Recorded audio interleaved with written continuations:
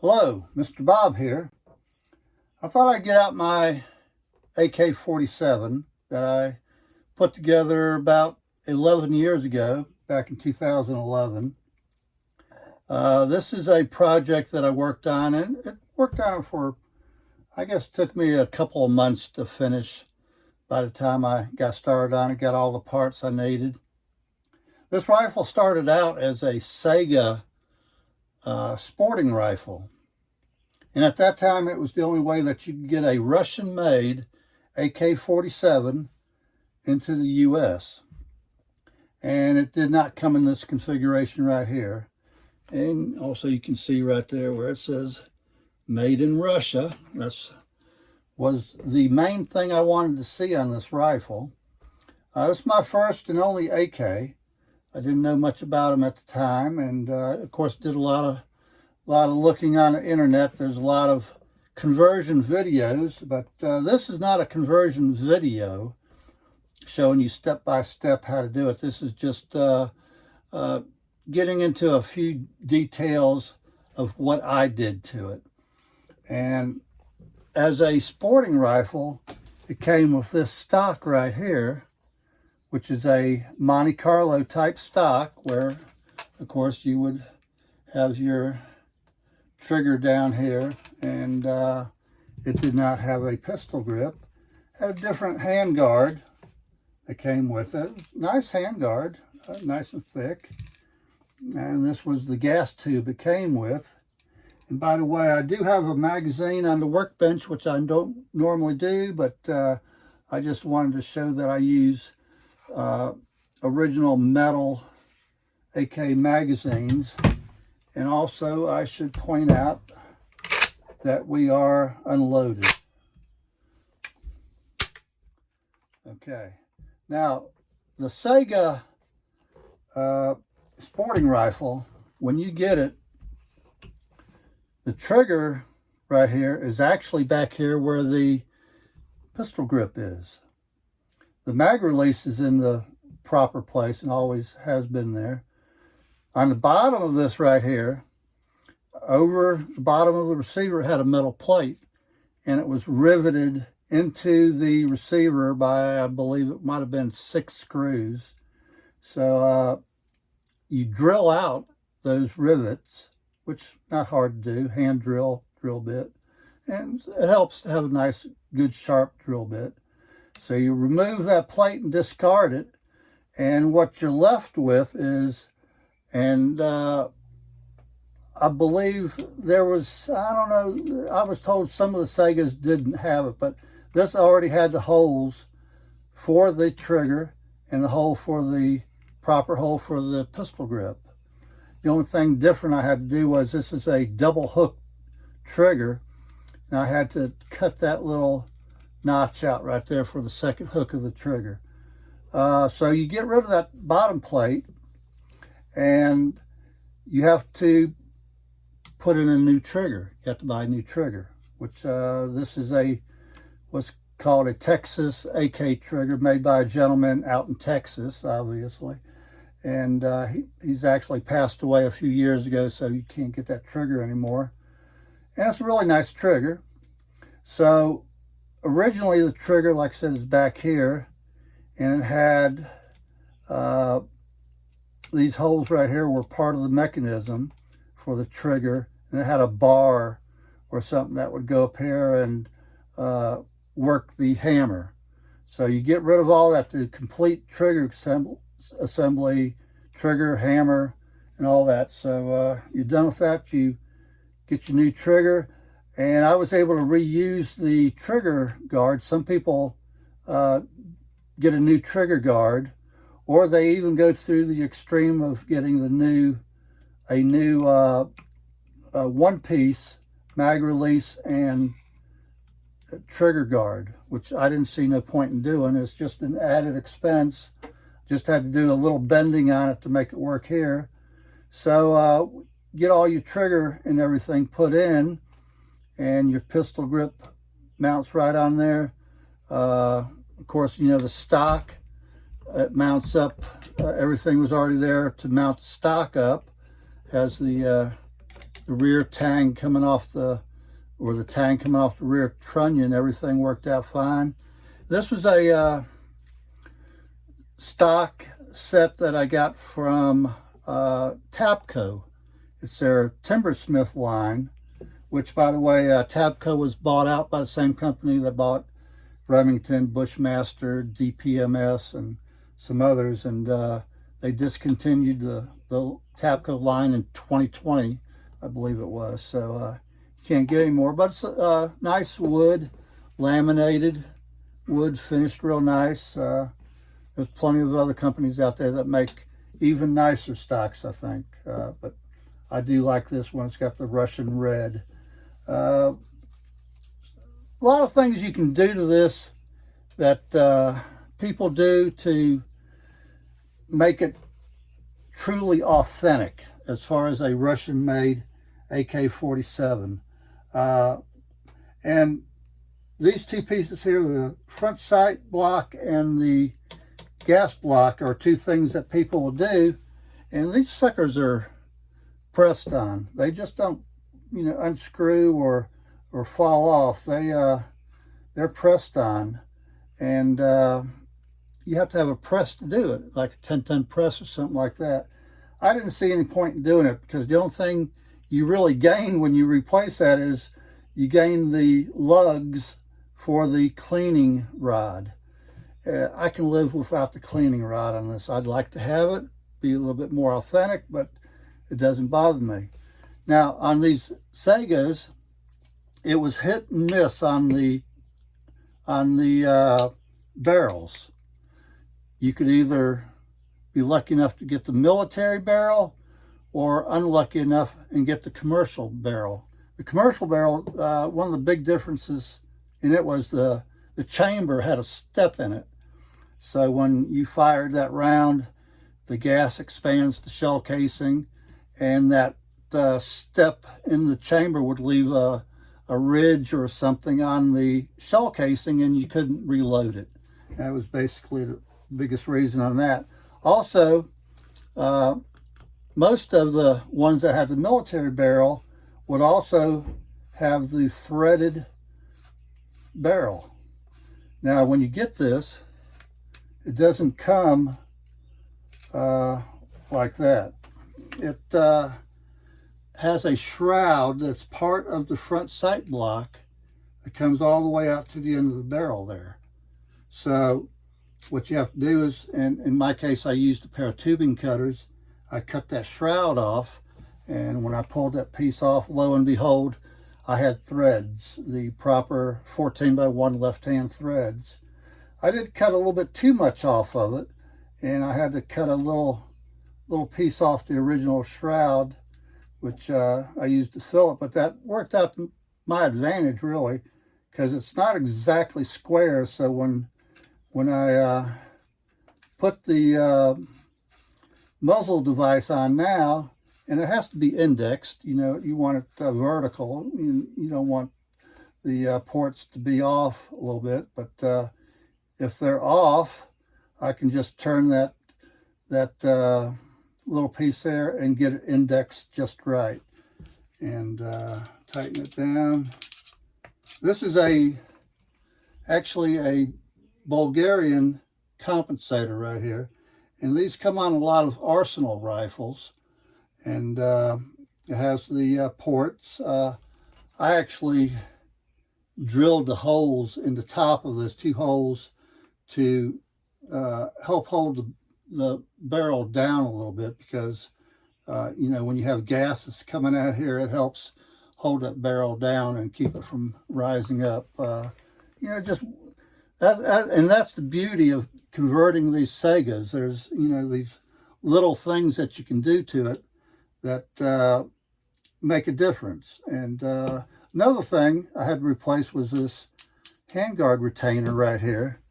And this one right here was manufactured by a gentleman that was on the AK Files forum. And I was lucky enough to get this because I got it right at the end of his time that he was manufacturing these, and he didn't do any more. And the only difference, these are as close to the original as you can get. The only difference is the original handguard retainer would have a lever that you could roll up, and it would, you know, cam that piece in there and release it, and you could pull it off. This just has a bolt, a 6 bolt, you know, which is a smooth bolt all the way through. And the only thing I had to do was take a file and file a little slot in the barrel where that would make would pass through and make contact with the barrel to hold it tight to keep it from moving. It does have a hole in it right here. I'm not going to bother to roll it up, that the cleaning rod would go through. I just ended up putting a screw in it just to fill up the hole. So just, you know, little things like that you can do.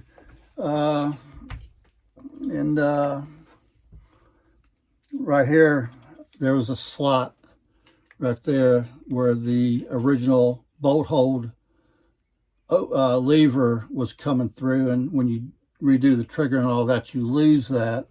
So you're left without a way to hold the bolt open, except, you know, I saw where you could take and cut a notch in the safety selector there.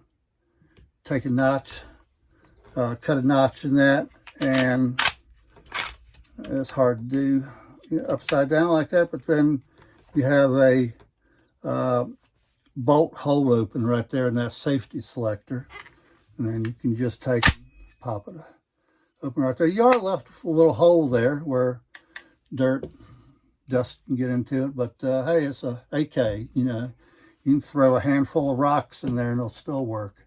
So all the stuff, you know, you can do, and little tweaks, and I worked on it off and on for a couple months. I mean, you know, if I'd had everything, every little piece already there, I could have done it in a day. This rifle here was manufactured in '09, and then it's got the proper AK markings on it. And right here, this has the, I guess you call it the infamous Velcro patch.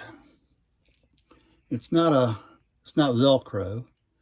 It's actually etched into the receiver, and that's where the original marking for the original importer was. I guess they changed importers, you know, traded stock or whatever, so the new importer put their mark on this side right here, which is U.S. Sporting Goods, Inc., Rockledge, Florida. But again, it's got all the proper made in Russia by Ishmash. I think I said that right. And it's got also the dimpled receiver, which is important to have because some of them did not have the dimple in it. So I was really lucky when I got this. And I got this rifle right at the more towards the tail end of the supply of them. They were starting to run out. I guess sanctions had been put on Russia, and they weren't importing them anymore. So I'd started looking for these rifles, and they were $299. In just the course of a couple months, I jumped up $100. So I ended up paying $399 for this, and I got it at a local gun store in Marietta, Georgia. They're on the other side of Atlanta from me. I'm in Bethlehem, Georgia. And the rifle, tax, and a box of ammo was right at $450. But I was happy to get it. I was really happy to get it. I wish I'd jumped on a little bit sooner, but like I said, I was lucky enough to get the military barrel, which was very important. And like I said, this made in Russia is the Russian-made AKs are probably the, I don't know, I'd like to say they're the best made ones, and they probably are. They're probably one of the top 2 or 3. But, you know, there's some other ones out there. There's probably 100 companies out there that, or countries that make AKs. There's some really good ones, the Bulgarians and all the other variations of the AK. This one right here has, you know, the same bolt carrier group basically as the military one. The only difference in the bolt on this, or the bolt carrier group, I mean the bolt carrier is exactly the same, but the bolt itself has a small stem, which I guess is slightly smaller in diameter than the military one, but I don't see where that makes any difference at all. Maybe under full rapid fire it might make a difference, but other than that I don't see where it could make any difference. Now again, this is the Texas AK trigger, and I did do some work on that. I don't know if it shows up very well, but you can see I've got it polished up really nice. And the of course AK triggers are known for kind of a long take up, and this one right here has I actually was able to shorten the take up just a little bit, but it's got a good nice crisp disconnect, and it's really smooth. There's no grit or grime or grab on it. It's a very, very nice trigger for AK. Like I said, again, they have a kind of a long take up, but it works really good, and you get used to it. I mean, it's a little bit strange shooting it after, say, shooting a AR, because the AR trigger's got a lot shorter take up on it.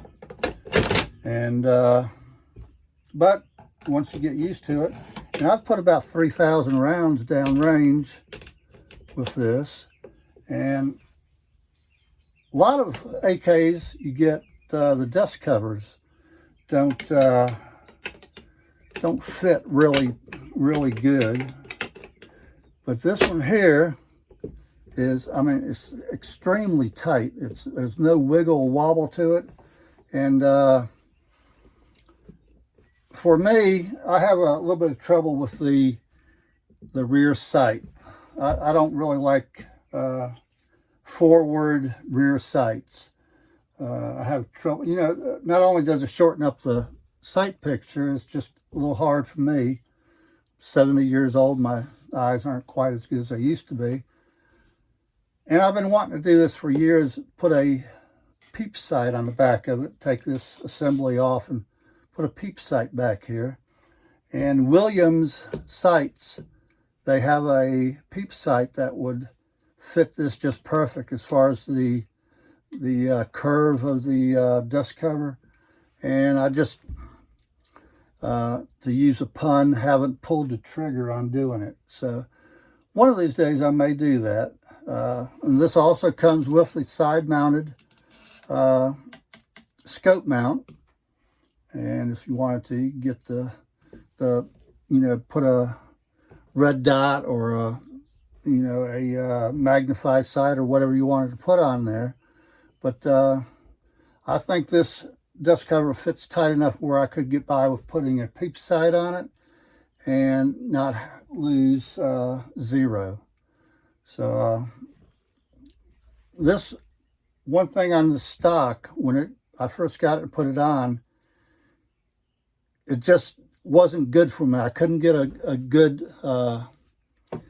feel for it. When I would shoulder it, I would really have to push my face into it to feel comfortable where I could see down the sight. So I had to take a fine saw, and I just cut just a little wedge out of the stock right there where it would just drop that stock down just a little bit.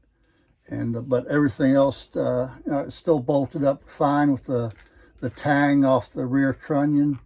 And I even had an extra hole in the back of the receiver where I could put that screw in it, so it's really solid. The only thing is this upper handguard has loosened up just a tad bit. I originally had a screw in it right there or still have the screw, but to help keep it tighter, but it's wearing just a little bit. But hey, it's a AK. AKs, they rattle, they shake, but they never stop running. They're better than the Energizer Bunny. So this is my AK. I really like it. About 3,000 rounds down the tube. It shoots good.